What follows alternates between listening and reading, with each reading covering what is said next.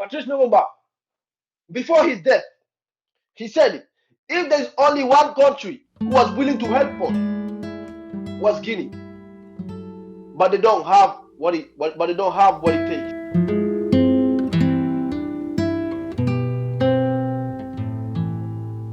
So Sekou Touré said, you know what? If you can't go anywhere, come to Guinea. Who dare do that? But that time, take all African presidents. Who dare do such a thing by that time?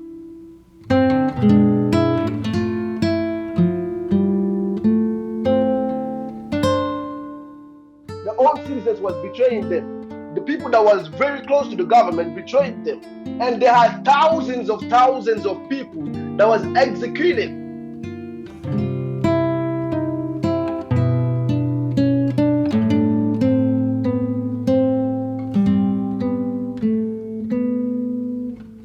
Hi, I'm Obehi the author of the storytelling series for small businesses and content creators. In Obehi Podcast, we talk about the power of your story, your narrative, and why you should own your voice. Whether you are a small business owner, a content entrepreneur, or you simply want to build your influence, storytelling is probably going to be your best instrument to connect with your audience. So join the awakened few who are owning their voices. Now let's get started with today's episode.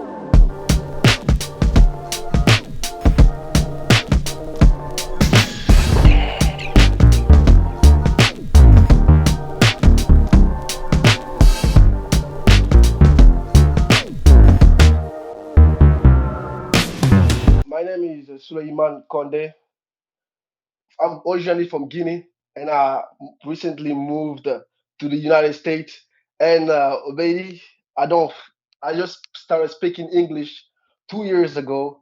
So, but I believe we can manage that. I can do my best to speak with those 2 years of English. I can understand you, so my audience will understand it also.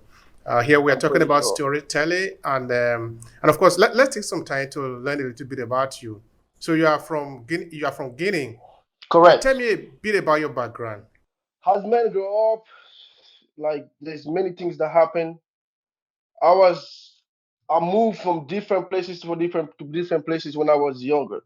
So I was born in Kindia, moved from Kindia, I went to Kankan.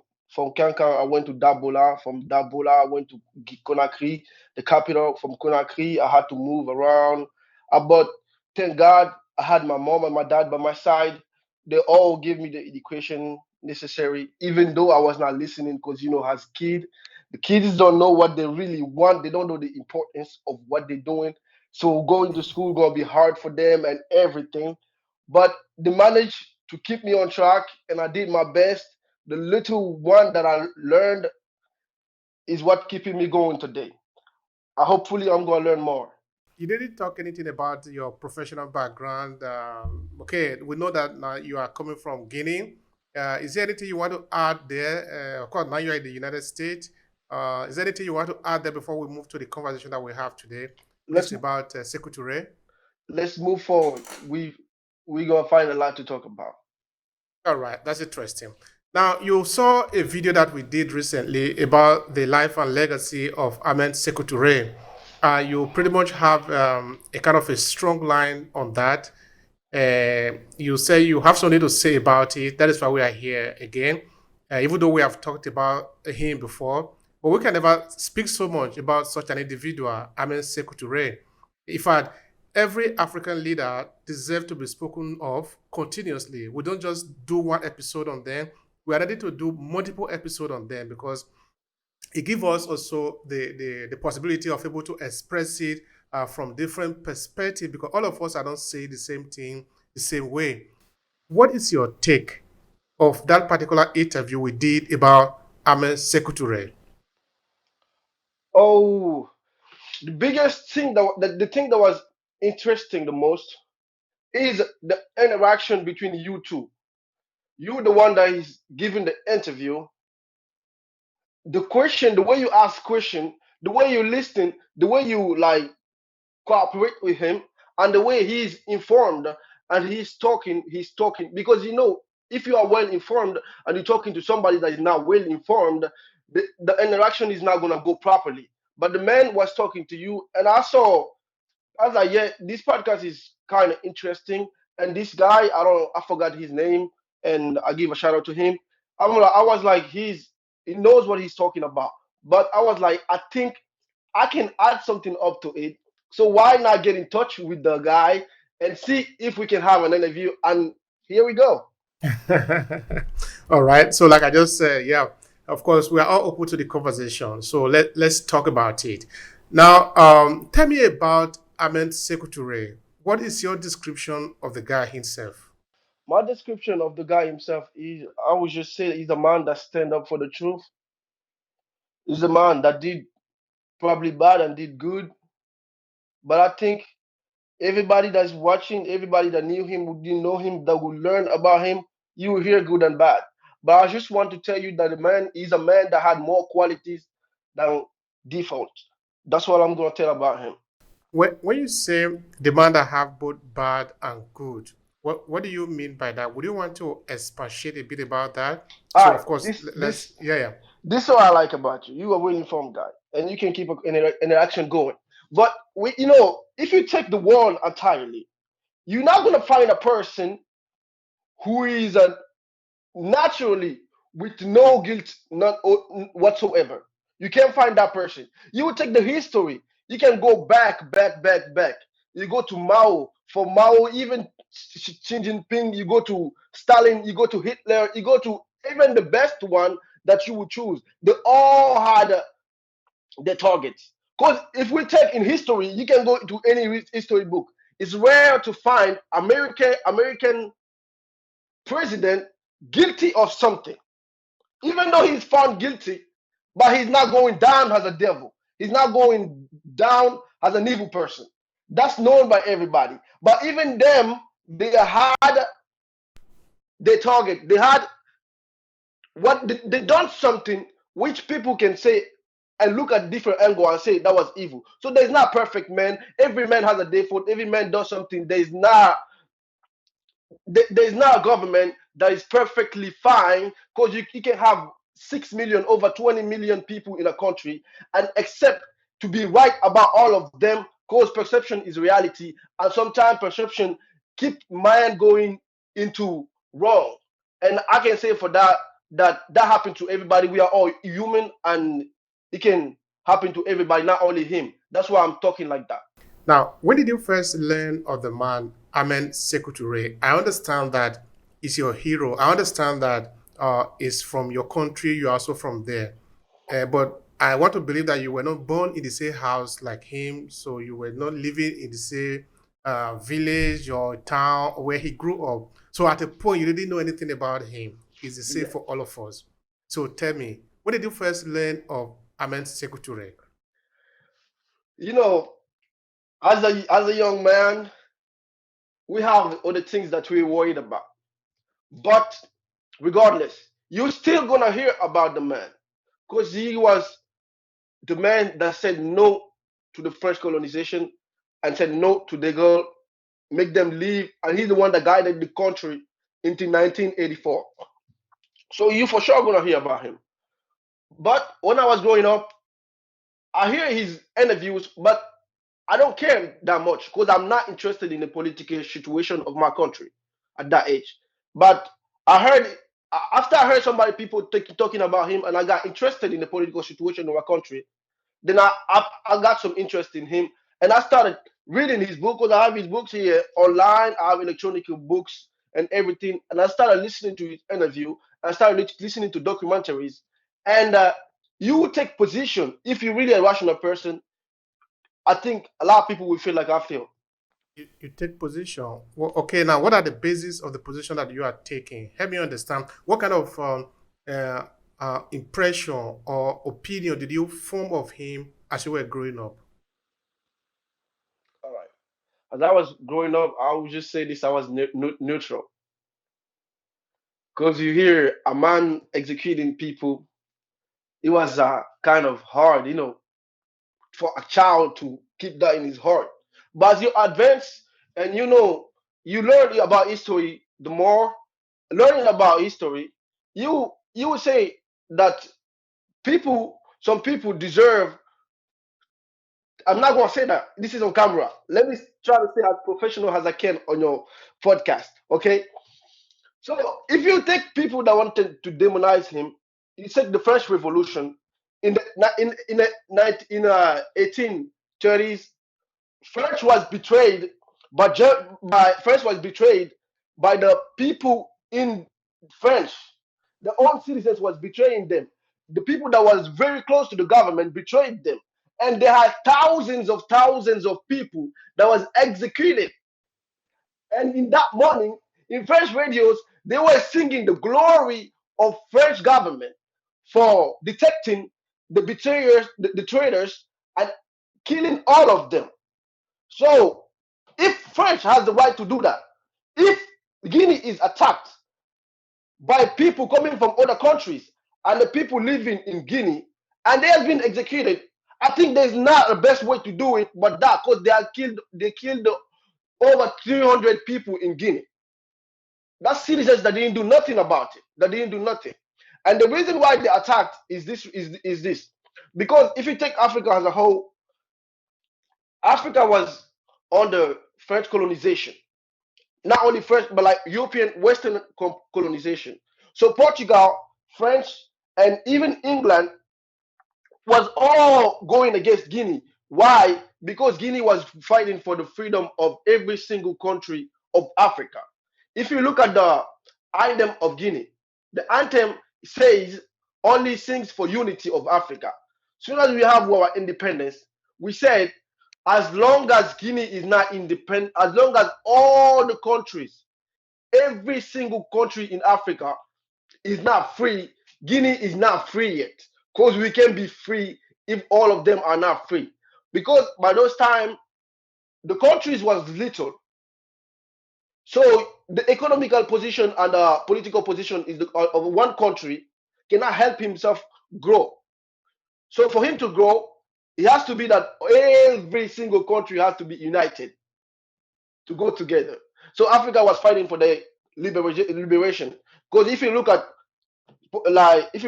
Guinea-Bissau, Admiral Cabral, that was the one who was fighting for their freedom. If you look, Guinea-Bissau was divided by two. They had Bissau, the African that was living there, and the Portugal people. So it was divided by two. So for him to stay in over there was bad for him because they were trying to attack them already. So Sekou Touré said, you know what? If you can't go anywhere, come to Guinea. Who dare do that by that time? Take all African presidents. Who dare do such a thing by that time? Who dare do that? He came. So he came there, and then the Portugal in 1970, they got ready. They did all the training in Senegal, Ivory Coast, and they came to Guinea to arrest one. There's two groups. One group that came to arrest President Sékou Touré, and the second group that came to take Portuguese prisoners and send them back to their countries. So when they came, what happened is Portuguese and the Guinea people that betrayed their country that betrayed their country for imperialism. When they came, the imperialism betrayed them. So when they got the prisoners, they left. They left them to rot. And when they got them, all of them, when they took them, it's not that no, they were executed directly, they didn't speak, they didn't do this. Every single body spoke. And there was radio everywhere. Because the president said, I did not liberate Guinea. It's the people of Guinea who fought for their country and fought for the president whom they love the most. And who can be a dictator in a country that is armed, that can fight for themselves, that fight against people that came to take over you? Who can be a dictator over that country? No man alive can be a dictator over a country where people are armed. So you have shown how much you love me, and you will never regret it. That's how he said it. I quoted what he said. So you say, right? And when they came, they left them to rap, they judged them. When you're speaking, it goes by every area of Guinea, every dialect. It has to be translated so people can hear everything you're saying. Because if they only do it between them, somebody gonna be like, "Oh, the president did told them to punish this one, to leave this one, this one." But it's the population that was attacked, and it's the population that judged them, and they were executed in front of everybody. So I think that's something that that can be interesting, that we can talk about more, because I'm gonna go deep into that more, right? But if you look at Yeah, African, I would like you to go more into that because that would be interesting for the people. In that, okay, we are talking about history, we are talking about what have happened. Sometimes it is not always as simple as it might appear to people. yeah. In that, a lot of things are involved in history. In fact, one person was saying, I don't remember exactly who he was, that history is written in red because it is in blood. Because you don't make history by just mere opinion. It is hard sometimes. Look at what is happening all across the continent of Africa. We can never liberate ourselves by simply stay in a room and just talky. Yeah, there is a time for the talk, but there is a time also for the action. So those who have brought liberation to African people, they have been involved in very difficult trajectory to be able to get to where they are today. So if you look at the political situation of Africa, I'm saying I believe Africans have to learn history, not just learn history to learn it, but learn it to take reference from history and to do what they have to do. Because if you look at Ghana, if you ask them who is the best president you guys ever had, they will tell you Kwame Nkrumah, because he's the man that went down in history as a hero, right? Good. Let's leave him. Let's go to Thomas Sankara. All of them that you know, Thomas Sankara, he went down as a hero. Patrice Lumumba, same thing. And a lot more of them. Guess what happened to them? They didn't die because they had to die. They didn't die because their people wanted them to die. But they were killed by imperialism. And all of them that was giving a little bit of freedom, giving space to the people beside them, they betrayed them, and they all end up killed by them. You understand what I'm saying? I hope you get where I'm going. So Sekou Mhm. Touré, Yeah, yeah. Mhm. so Sekou Touré, he's the one that detected them and executed them, and he was able to stop all of them from coming at him. Do you understand what I'm saying? Everybody that went down as a hero is because French people or imperialism won against them. Because if you look at Kwame Nkrumah ended up in Guinea. Because when Guinea had, let me explain to you the relationship between Guinea and Ghana first. That's why every Ghanaian I see, I said, tell them they are my brothers because they are really lovely people.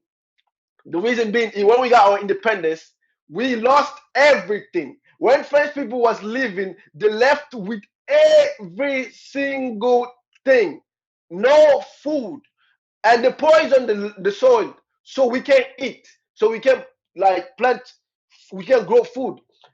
They broke every infrastructure that they built in Guinea, so we were left with no money in the bank, no military, and no nothing. Is Ghana Kwame Nkrumah that gave us a consequent amount of money in debt with no interest, of course, so we can start it off with that. And we moved forward with that. So we always be thankful to him, and not only him, to all Ghanaians. So Kwame Nkrumah ended up in Guinea because why? He was betrayed by them. Because when imperialism sees that you don't want the interest in Africa, they straight up go against you. Because why? We can't want your interest in Africa. We said no to irresponsibility. We said we want to be responsible. So we want to take control of everything, every single thing we have. When Kwame started that, he was killed. And once he was killed, he went down as a hero. Let's leave Kwame Nkrumah. When Thomas Sankara too, he was for the whole interest of his country. He ended up getting killed by his own people because there's two different type of people. There's some people that think the dignity only go forward with the dignity of their population, with the dignity, with the well-being of their people. And there's some people that only think that they can be somebody only for them. They think their dignity only goes forward if they are for their well-being. They leave the population, they leave the people behind them, and they only worried about themselves. And the second type of people are the people that still leaving Africa behind. And to continue on that subject, when Patrice Lumumba too, he was dead too. But he didn't even do, I don't think he did 6 months in power. But his ideas. But let me start it off with Sekou. If Sekou is going down in history as a devil, he's being demonized and thrown back in history as a villain, is because if you talk about Sekou, you talk about that he won against French colonization. He won against Portuguese. He won against all of them. You know, my friend, there is that created many people. Okay, he created people how he wanted, and he gave them free will so they can think for themselves. But there's people that don't learn; they only follow. So even people that say they love Sekou Touré, I know there's many of them that just don't know why they follow him, but they just follow him because they've been told something. You know, if you ask Guinean right now, I know the majority of people, at least the 80%, will tell you he was a hero, he was a great man. They will speak good about him.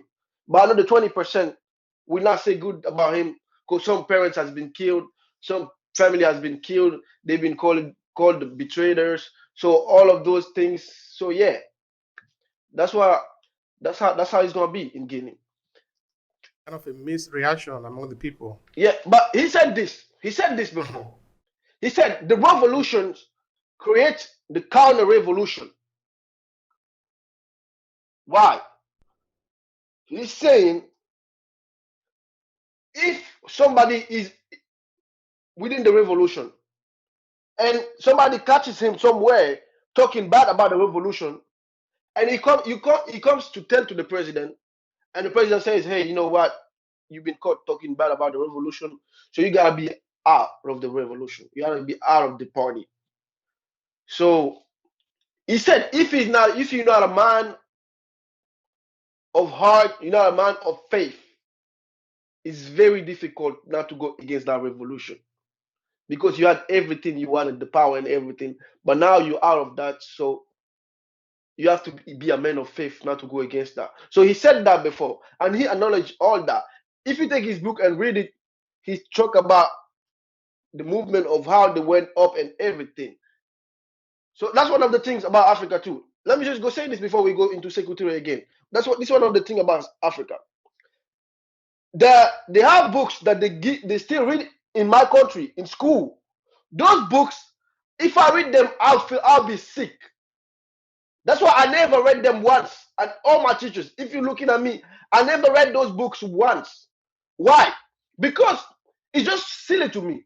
The Réveil de l'Afrique, which means Africans awaken. I don't know the name in English. And there's many other books. You know, all those books says is what when Africa was suffering, and it says when Africa was being liberated. But all African child know the problems of Africa. We all see it. We all live in it. So we don't need to be explaining to us again over and over again. We need solution. We need the solution for them. If we want to read books, the books that can be solution to our problems. So which are that book? Those books are not the ones. If you take the book of Sekou Touré and you start reading it, you will see many things that is very useful to the children of our continent. All right, I wanted to spend some time explaining some of those concepts because you also did make mention of Thomas Sankara before. And I think that people that are thinking about Africa, I usually make a reference to Thomas Sankara here because there are very basic principles of life that people need to understand. One of the very simple it's an elementary idea that Thomas Sankara was saying on that you should eat what you produce and produce what you eat. It is simple, but it's very, very deep. In that if you have to survive by the providence of other people, then you are a slave to that people because until you do their will, you do their bidding, they will not give you food to eat, which means you are not free. But if you can live by your labor, which is you build a kind of a relationship between you and your land. What are the resources in your land? You develop it for your good. Then you will be able to stand on your 2 feet and negotiate with the other people who are going to come to your land or whom you are going to enter into their land for interaction. So talking about this basic idea, maybe using that Thomas Sankara as an example, which are these basic idea that you can point hand to in Sekou Touré, maybe the thing that influenced you, what you really like about him, about his philosophy, about his how he even want to project the kind of future for Guinea people and for Africa, for example.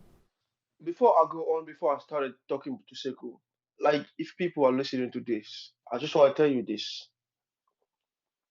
all the continent that are left behind, the world has moved forward, and we are all left behind to rot. There's no solution for none of us no more. Because there's no future for Africa. The reason being is the children are not worried about learning. The children are worried about being famous. How are we going to be led by people that don't know what they are doing in our country? Illiterate people. So we're going to rot. We're going into those people that give us food. We still going to keep demanding them. If you take Guinea, by the time of Sekou, as I told you before, I'm gonna say it again. We had no military, no food, no pay for nobody, no nothing. But the party has the PDG organized everything. When they organized everything, when he was leaving, we had an airplane. We had one of the strongest armies in West Africa, in West Africa. And also we had more embassies than all French all French colonizations. We had more embassies than all of them. And Guinea, only the capital, Conakry, was getting expectation of food, was being supplied with food. All the rest, was getting or was producing their own food, growing them into within their own land, and they were satisfied with that.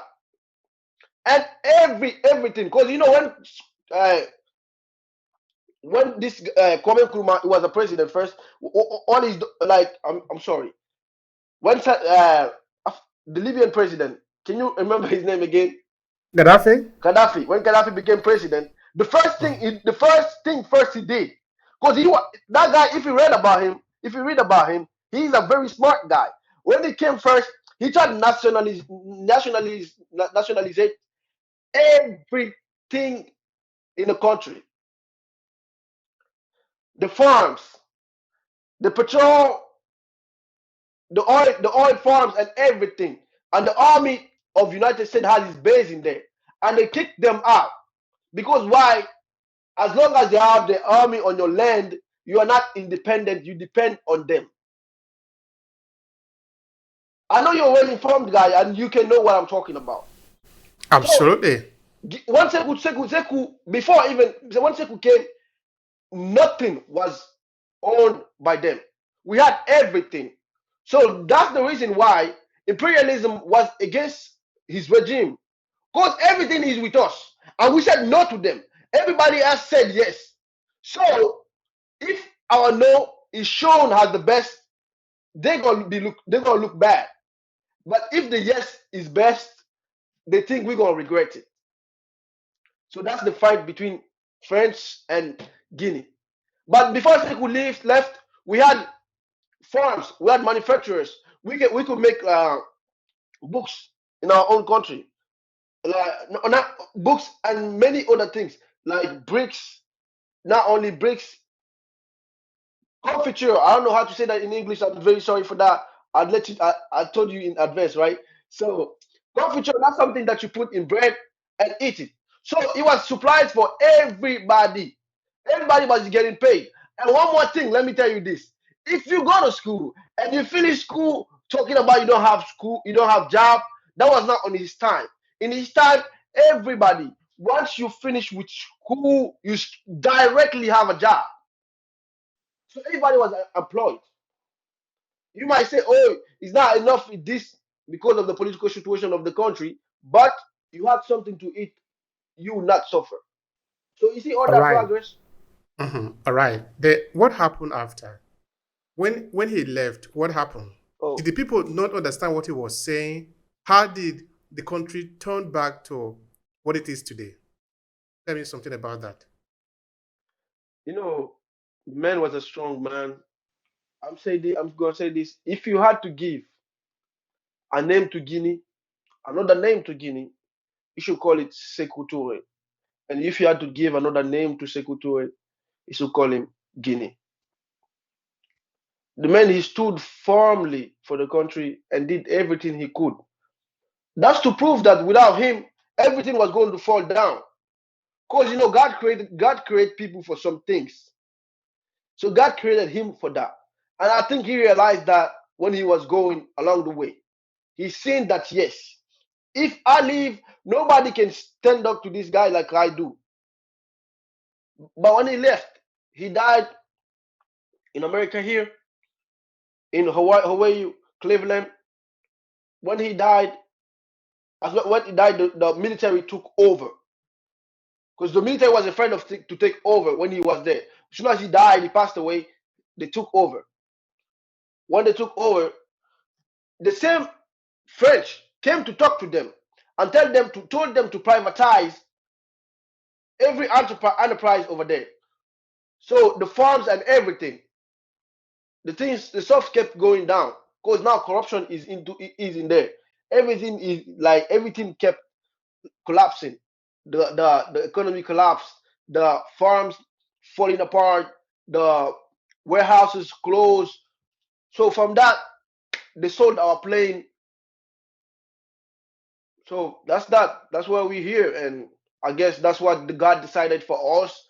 But I think now the generation is more informed, and I think they have the dignity and the history of the countries calling them, and I think if they take charge, they're gonna do better than all these other presidents, and I hope so too.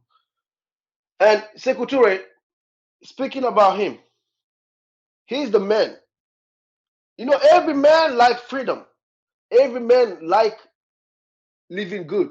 So if he was not trying to work for the country, he was trying to work for himself. He could have done like many others.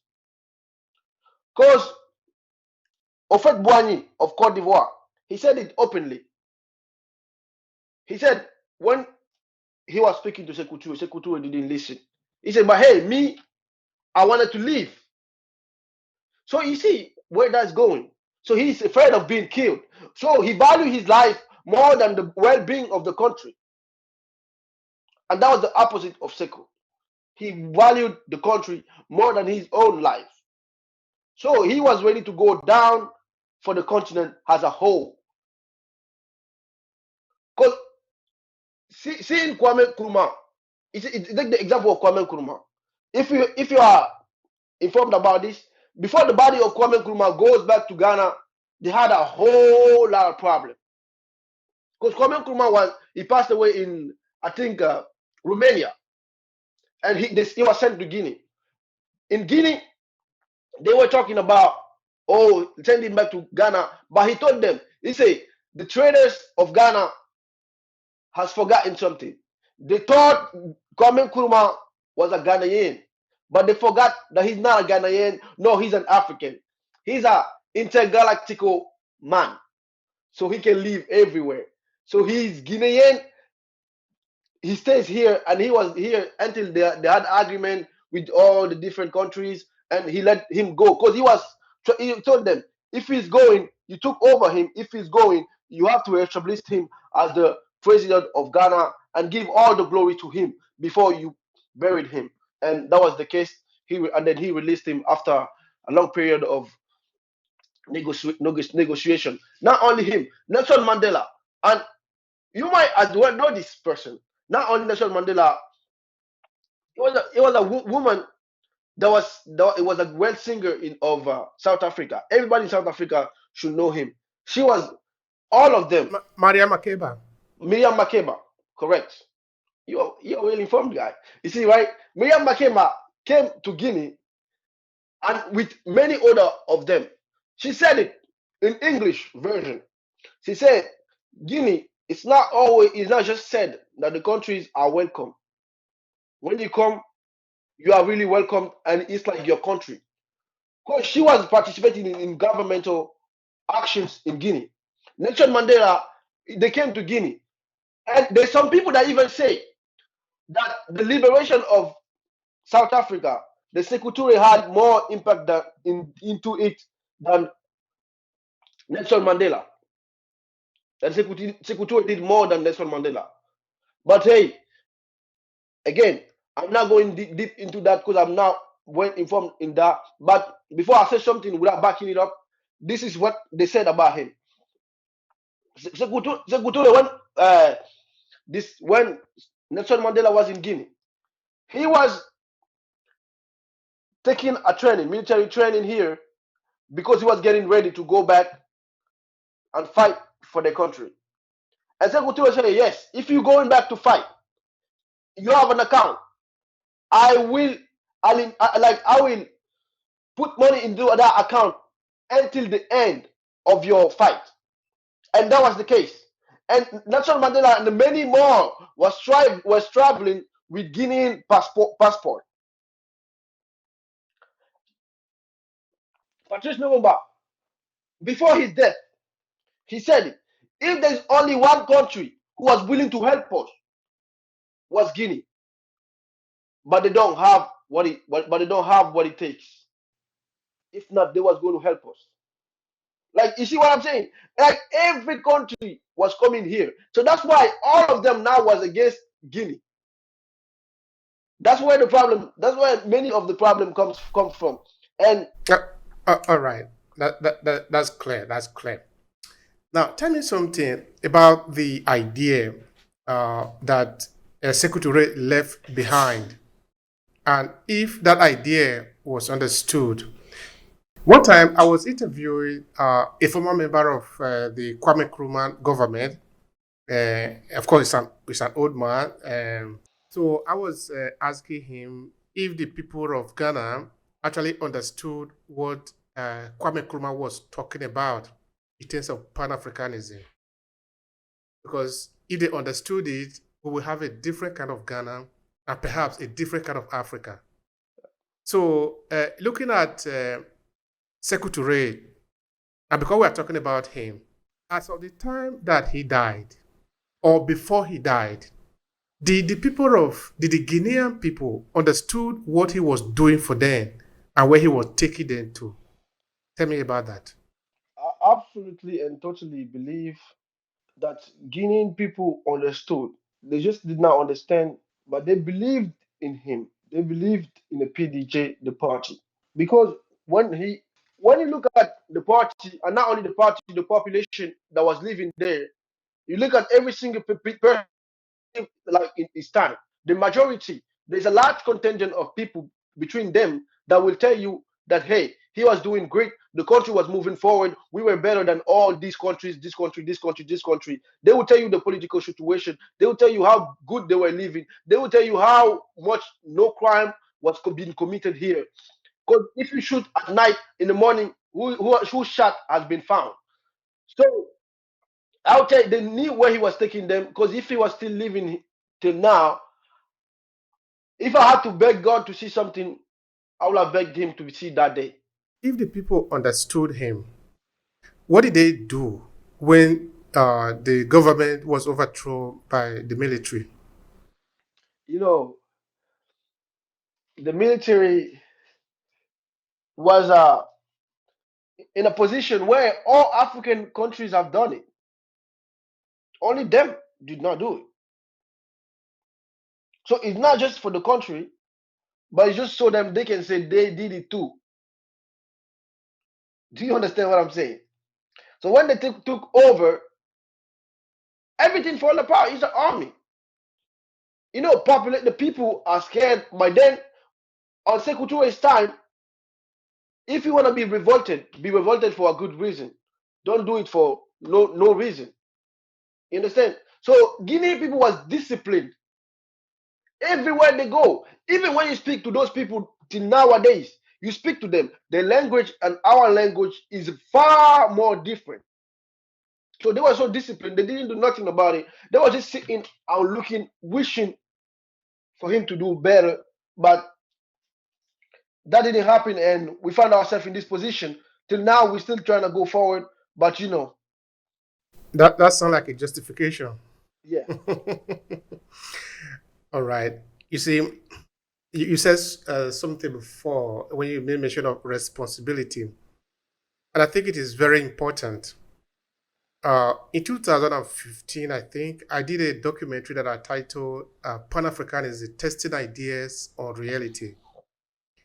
The thesis of that documentary was to ask fellow Africans. We had this beautiful idea of Pan-Africanism, but is it only an idea or is it something that can be practical?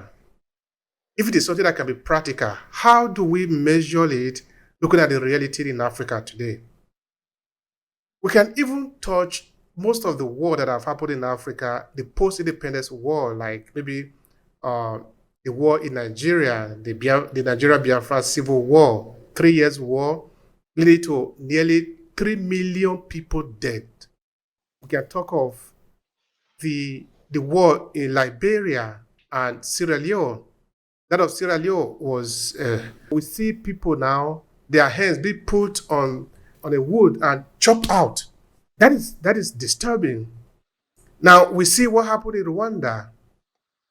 Of course, it's not just because I want to talk of this graphic, no.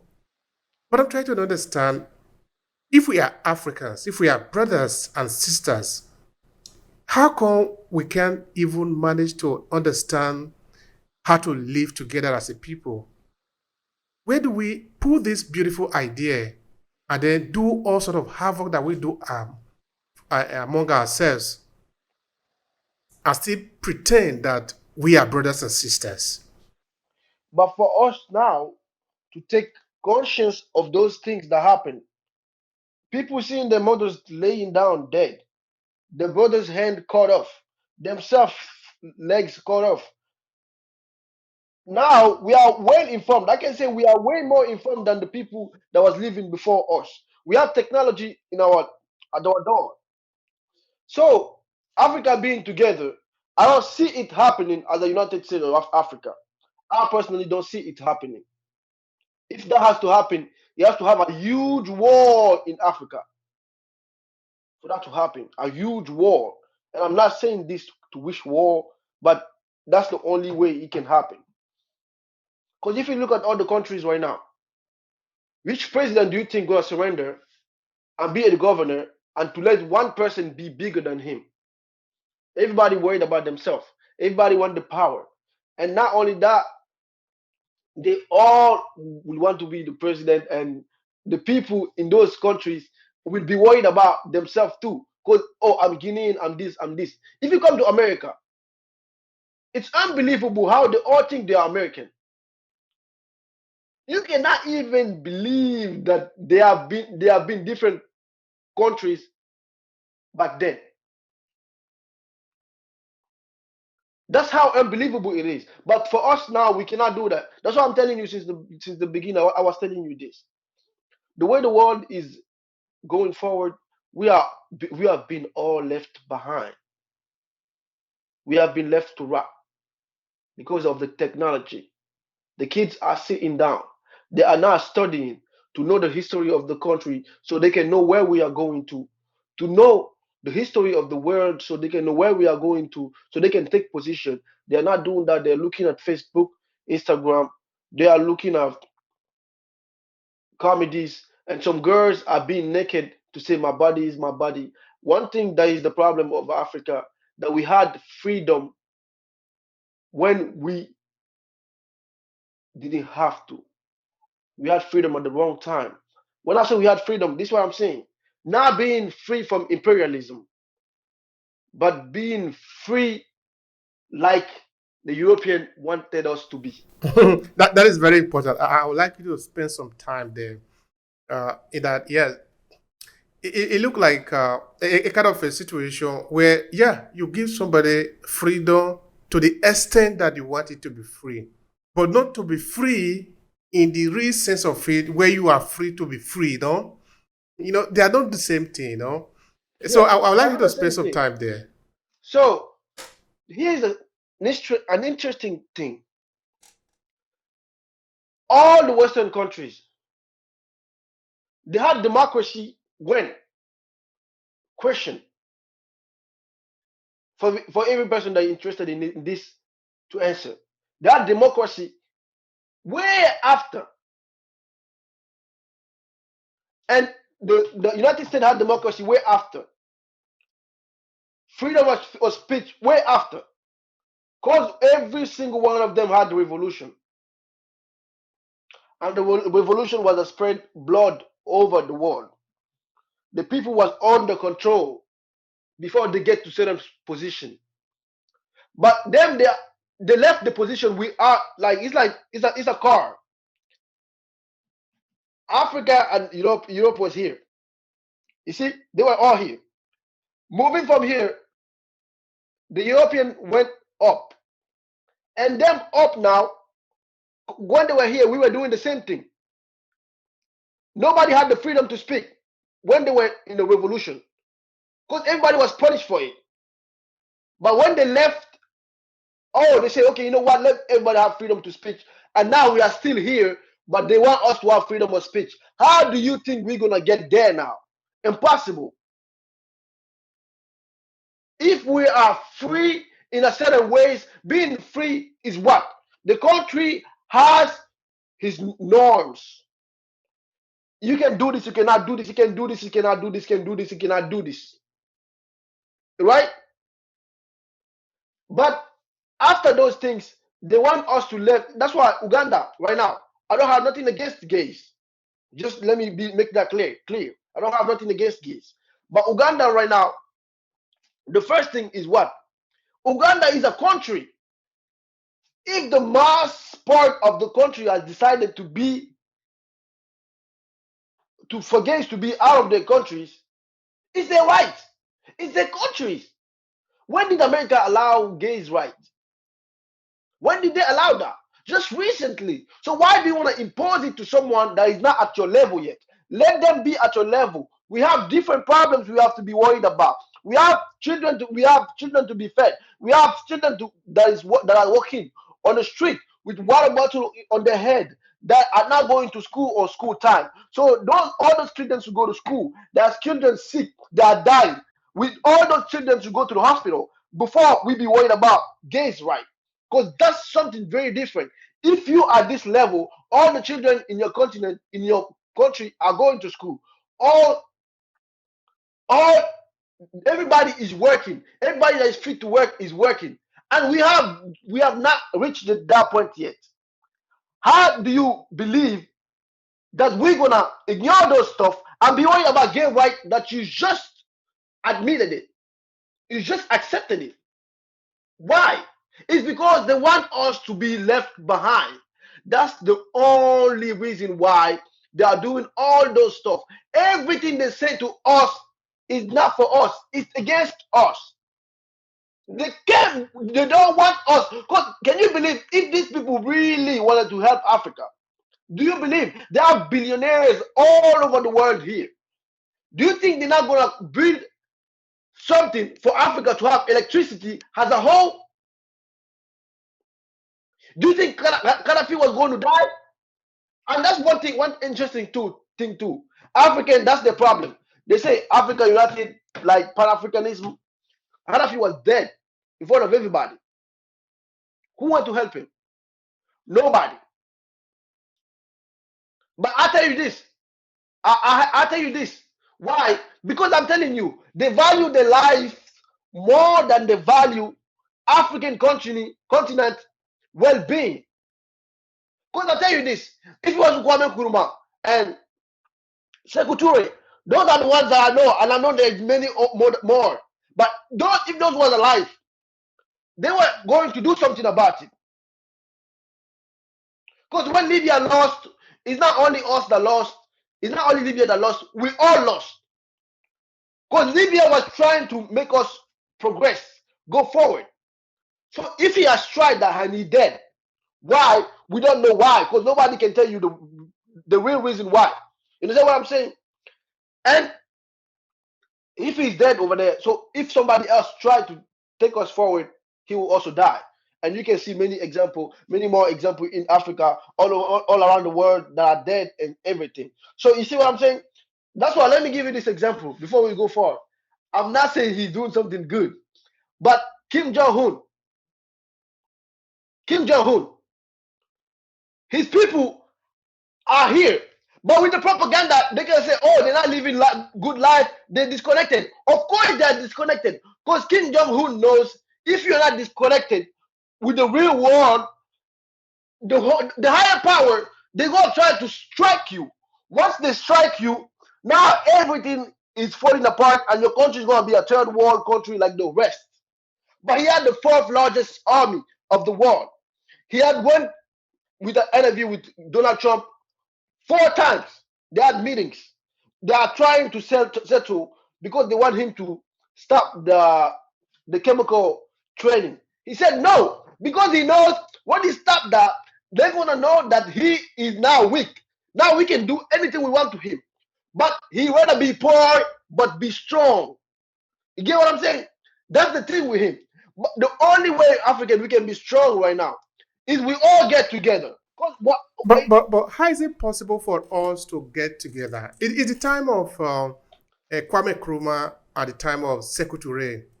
Did all the Africans actually go together? Did all the Africans actually agree?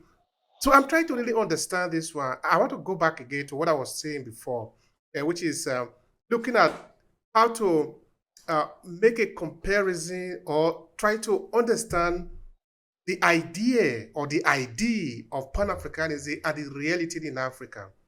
Have we ever really, all of us, be agreed on the same thing? Or do we need some individual who can see the clear vision and lead the people? Of course, with paying the price as it may cost, because there is no such thing as anything for nothing. Everything has a price. That is where I'm sort of going there. Correct. I'll tell you this. That's an interesting point, and you're right for that. Because now that I sit and think about it, there was never a real union in Africa. Because there's 2 people that I always go against. 2 people, and I will go against them in front of anybody. There were 2 hypocrites: the president of Senegal and the president of Ivory Coast. The former president, the first presidents. Them 2. Not gonna say their names. But them 2 was hypocrites. You know why? Because Senegal, back then, was I'm gonna say the capital of French colonies, and Ivory Coast too was where they import everything, and it was the most developed countries of Africa. So that's just an example to show you that there's some people that take their own interest and put that ahead than the interest of the whole continent and the well-being of everybody on the continent. That's one thing. But I guess the solution for that, I can tell you, because I'm not God. I don't make God. I don't make humans. All I can say is every human has his heart. All we can wish for is to have some people that are ready for Africa to go forward. If we are ready for Africa to go forward, all we can do is get together. Because I'm gonna tell you, all this nonsense these people are doing is because we are not together. Because I promise you, once we get together, they can't do this stuff.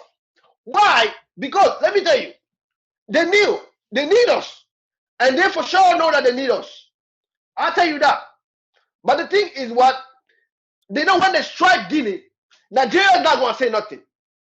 So they will still cooperate with Nigeria, and they know if they strike Nigeria, Guinea is not going to say nothing. So they still going to cooperate with them. So here's the thing: if we are united, this country right now strikes Nigeria, and every single member of the continent says, you know what, we have some punishment against you, so you can't cooperate with us no more. We're not gonna sell our gold to you. No bauxite is being sold to you now. Sold to you now. No diamond. No riches is being sold to you now. Imagine they say that. Do you think they're gonna dare do something like that again? No. That's why they don't want that unity between us. All right. That takes me again to the question of the responsibility that is on us. Yeah.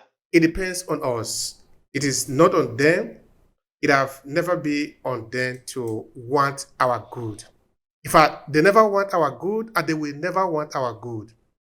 It's like saying that the slave need to wait that one day the enslaver will set him or her free. It will never happen, except maybe when you are useless. When you are useless, you can be set free. But if you are, as long as you are useful, you are a profit to the enslaver. So why would they set you free? It's like, So let me give you an what I'm example. saying, Before you continue, I'm not trying to cut you off. Before you continue, you and I right now, right? Let's say you and I, we are somewhere, and there is food in front of you and I. But the food that is there, you didn't eat for a period of time of 6 months. So did I. And you and I, somebody has to take that food and eat. Only one person can eat that food, and we are there. Do you think he loved me more? He loved me enough not to eat that food? No.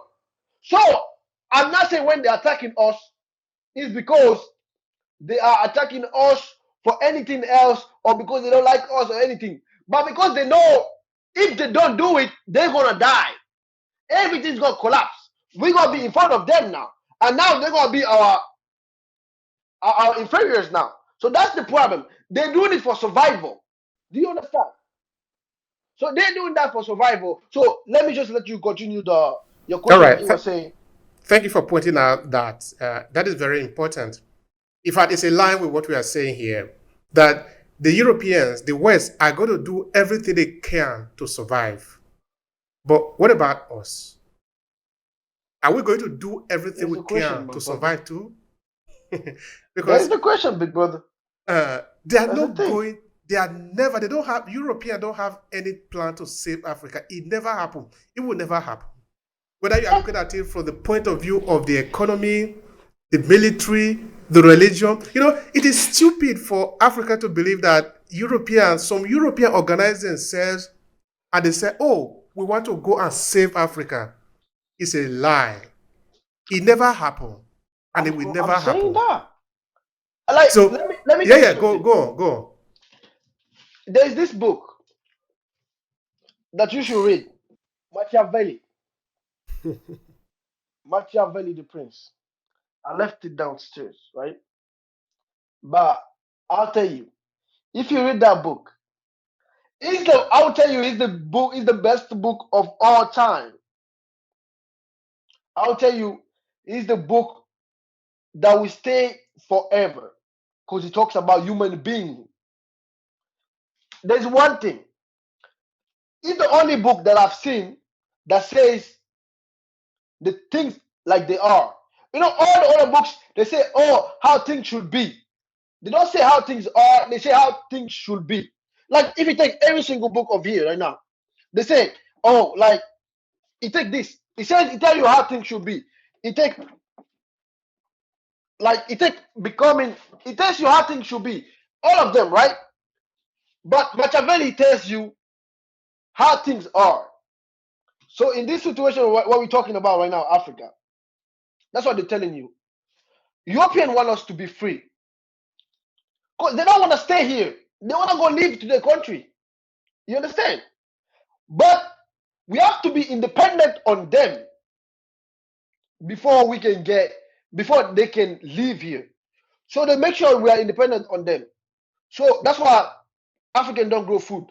How? Can you imagine that? Like, I don't know, if you sit down and imagine how Africa don't grow food that is enough for them to feed themselves. Do you imagine that a second? How? Like, why? How difficult is that? We have energy, we have everything. What about electricity? You know, everything that happened in Africa, it's almost like a mystery, but it's not really a mystery. The explanation is that there is somebody who just enjoy the suffering. For example, the other day I was asking a guest here in this podcast, how come that Nigeria, for example, still haven't figured out how to have light? In Nigeria, we are still in darkness. Now, light had been invented several centuries ago. You see, there are multiple sources of generation for light in Nigeria, and it will cost us very little. Which are they? Let me just make mention of three that are evidently abundant in the country. Wind. Is there any example of any country in the world that is relying on wind enough? Look at Germany, for example. Oh, there are wind in Germany, there are no wind in Nigeria. So Nigeria cannot develop windmill to generate electricity. Is that the reason?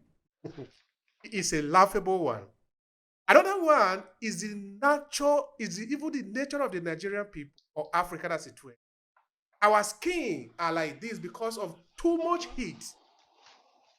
Now, if we just tap the energy of the sun, there will be too much energy in Nigeria. The whole of the continent. You want to tell me that the Nigerian university, the lecturer, the politician, they haven't thought of it? They don't know that it is possible? It's because they've been stopped. The third one is water, hydro. Yeah. Of all the waters in Nigeria, because it doesn't really take rocket science. Because even in Nigeria, we don't even need to invent anything anymore because it's already there. It's the logic. You just need to go there and tap. This is how they are doing it. You just go. You need a dynamo, no? You need water that is turning, and it's turning a machine, and the machine is generating it. Because all these have been worked out. There is nothing difficult to understand. I'm not a scientist. I am not. But I can understand that it doesn't require too much to generate light in. It is too simple to be done. That's what I'm saying. But the problem is they are stopped. They cannot do it because they are stopped. Can you imagine? Let me tell you one thing. Why? They know something. Europeans, they know something. Africans, we are hustlers. We can survive in any land on earth. So we can be adapted to everything. So they know if we have water, food, and electricity, we don't care about nothing else. We can live like that. So we can even tell them, F them, we don't want to see them no more. You understand what I'm saying? So they know they don't want that. So we have to rely on them for many things. For our foods, we rely on them. And and they do everything in the Machiavellic way. Because Machiavelli say, don't bring nobody to power, ever. He says, always, when you win a battle against an enemy, always make the enemy rely on you. Because if the enemy does not rely on you, you're losing power into that territory. And the example is when the barbarian, right? The barbarians, when they attacked, when Rome was attacked by them, what happened? When Rome won, they didn't leave nobody behind. The point didn't leave nobody behind. They just left. So he said you can't attack a country if you can't leave somebody behind or make them rely on you. So when they left, the barbarian, they became themselves again and grow into something else. So you see, that's the example he gives. So European doing everything, so we can stay within their power. They want us to stay there, but you know what? So unbelievable.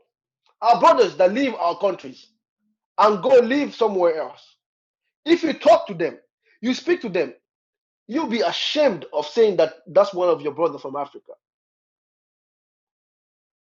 Many of them don't want to go back. That's not my point. Maybe you don't want to go back, that's on you. But there's plenty of them. When they come here, African culture, they forget it. They don't want it no more. They think like we are inferiors. What Americans, Europeans are doing is what is best. So, oh, they want to take that, go give that to our people in our continent. And now we are ashamed of what we have.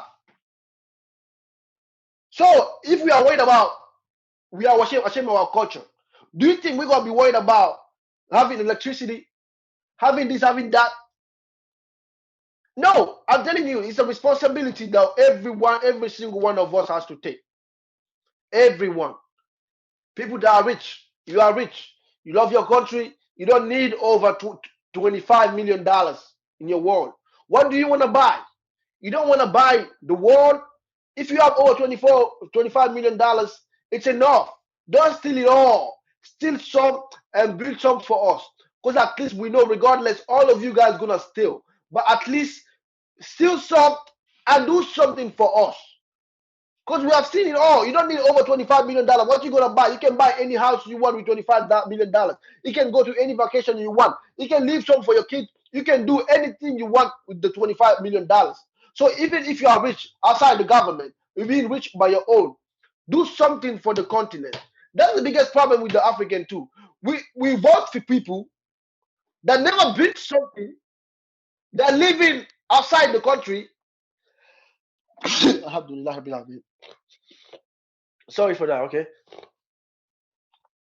So like, I'm sorry for that, okay? So we vote for people that are living outside the country. They never built something in the country, and we accept them to come to power and do something. And not only that, your grandmother, when your grandmother is praying for you, what does she pray you to do for? She prays you become a president. Why? Because you think when you become a president, you're going to make money. Does the president make a lot of money? No, it's a status. But in Africans' head, the president has to make a lot of money. So if you are praying for me to become a president and to have a lot of money, why are you mad at the person that is there already and stealing? Mindset. It's a problem. Yeah. So that's why education comes into it. The biggest problem is the kids walking on the street with water on their head on school time. Those are the kids that when you tell them tomorrow we have to like recense everybody, we have to register everybody. Oh, you want to register me to sell me? I'm telling you, I've seen people that said that they want to register them to sell the country. You cannot believe it. Like it's so like it's asinine to think about it. Because if you take the education, let's educate the children. When they are all educated, so when they are educated, they are informed. And when we are all informed, that's when we can be as one. But if some are not informed and some are informed, between the informed people, they're gonna have always two type of people: the people that want us to go ahead, and the people that want to keep us falling back. It's the evil, and the people that want to keep us falling back will, because the one that are ignorant, that didn't learn nothing, always rely on the ones that know. So if I tell you the president want to kill us today, and you believe me, oh really? Shit, that's good. We take the stones and everything, throw to them, right? So the one that don't know, should he be equal to the one that know? No, they should never be equal. So the one that don't know shall rely on the one that knows. But if there's many people that don't know, the one that knows for sure is humans. That's what Machiavelli say. He said human is an hypocrite. He said he's an hypocrite that will deceive you. They always look somebody to deceive, and then they will deceive that person. So if we got 10 people here that know, that are intellectual, and we have 25 people over there that don't know, between those 10 people, there's always one that want to keep us back. Always that guy. That guy that want to keep us back, he will go to the 25 people. Trust me, he will find at least 5 people that he can deceive. Because at least there's 5 people over there that believe he knows more than all of you guys. So those people that don't know want to follow him. That's where the opposition comes in. And when the opposition comes in, can we be together again? No, because it's always going to be two sides. Those two sides, that's what we should fight for. To fight for that, everybody should learn. Everybody should be able to have education. Because now when everybody have education, we don't have to worry about the one that don't know being convinced by somebody that want to keep us back. Thank you for that. Thank you. Yeah. That's I hope very you get what I'm important. saying. Yeah, absolutely. It's clear. And I believe also the people that are listening to us, they are getting the message. That is the most important thing, because we're here for the people. Yeah. We're just talking, but we are trying to pass the information to them. And I believe that they are getting the message. I believe All so. right. Looking back at Ahmed Sékou Touré, because he's the subject of the conversation today. What do you think people should remember him for as the leader of Guinea? I think people should remember him as a lion of Africa, or a silly, that means elephant of Africa, a man who's left his life, who could have lived good life, but left all behind, risk his family, risk his life, just to direct the country into to independence, from independence, lead the country to a well-being of everybody. So he put his glory into the glory of the country. Not only the country, he put his glory into the glory of the continent. So he didn't only stand for his country, he stood for everybody. Every single country that needed help, if he could help, he would even risk his life to help him. So I want them to believe that he was the man that stand up for the truth and did everything to establish the truth. And I believe if he's dead now, he is greater, he's better than he was alive. Now, what would be your final thought here to conclude the conversation that we have had? Maybe a message you want to leave for the listeners, or a final reflection? Help me understand that. The message is, if we talk about Sekou Touré, we talk about Kwame Nkrumah, we talk about all African presidents, we're not talking about them. We're talking about Africa. Africa, without them, is still Africa. But them without Africa was never going to be known as somebody's. So the problem is Africa. We had problems. We had problems. We had problems. Educate your mind. If you are listening to this video, neither you went to school or you did not, you can go to school, or no, you're too busy with work, at least send your child to school. Our generation is lost. Anybody that have a single hope in this generation is a foolish. He's a fool. He does not know what he's talking about. I hope he wakes up one day. But this generation has perished. All we can do is get ready, is get the next generation ready. Our children, those are the ones that can benefit from this continent. Us, we are done. So if you really, truly believe in Africa, you truly want Africa to go forward, send your kids to school. Do everything in your possibility to send them to school. And if any president of any country by any chance listen to this, the first thing first, don't do nothing, don't build nothing. Send the kids to school. All of them. No kid walking on the street at school time. All of them. Do your first thing should be education first. That's all we need right now. Because if we are all educated and we are now standing in the face of adversary, we can face adversity. But if we don't know nothing, we can never face adversity. This generation is done. This generation will never taste the glory of Africa. This generation will never have the well-being in Africa because we are already done. The generation is passed over. We have been left behind.